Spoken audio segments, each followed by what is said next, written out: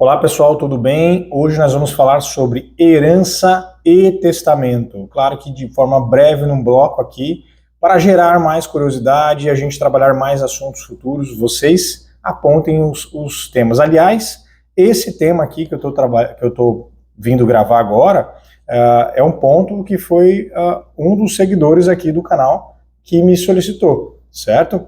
Então, está aqui, né?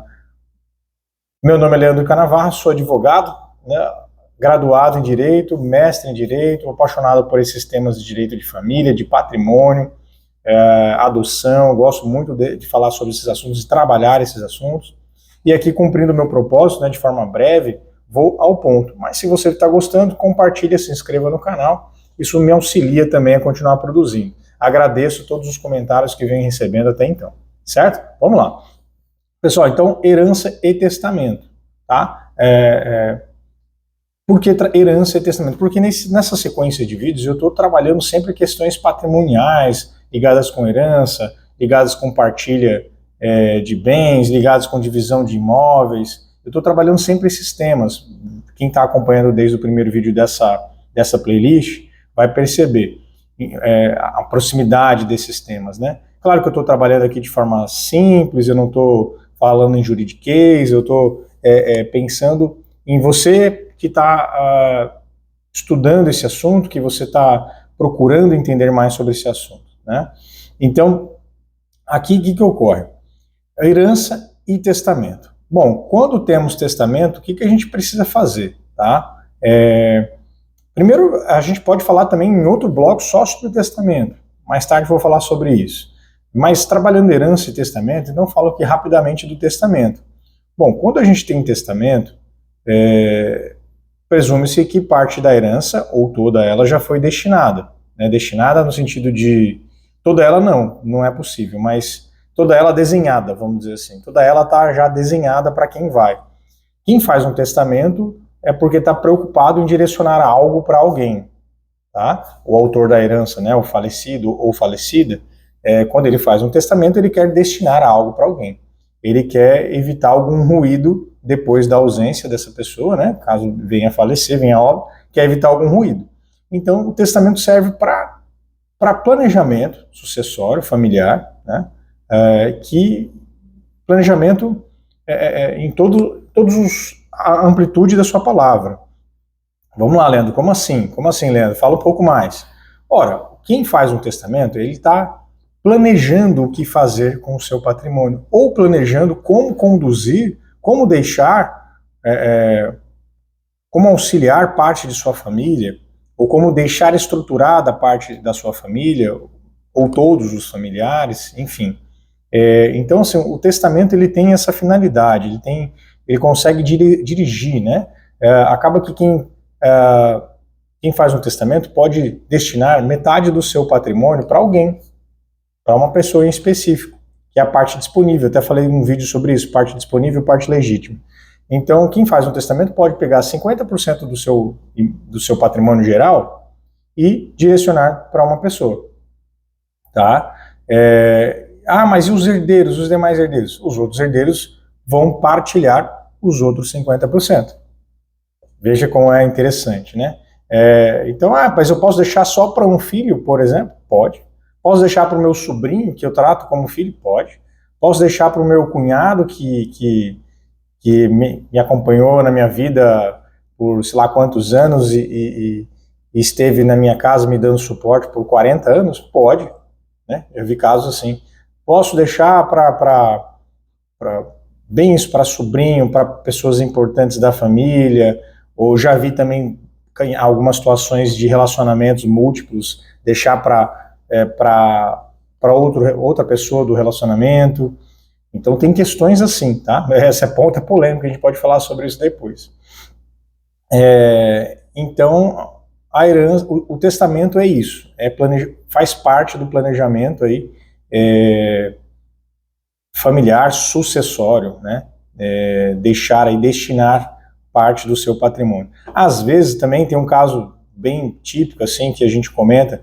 Às vezes a gente tem casos onde na família tem uma pessoa que é doente, que sempre teve dificuldade laboral, por questões de doença física ou psicológica, ou qualquer outro motivo, não conseguiu se desenvolver, e às vezes a gente tem naquela mesma família uma pessoa que está super bem financeiramente, está super bem estruturada. E aí os pais, não raro, eles se preocupam, olha, esse filho aqui, quero deixar para ele, ou esse neto, e etc. Enfim, tudo isso é possível, tá?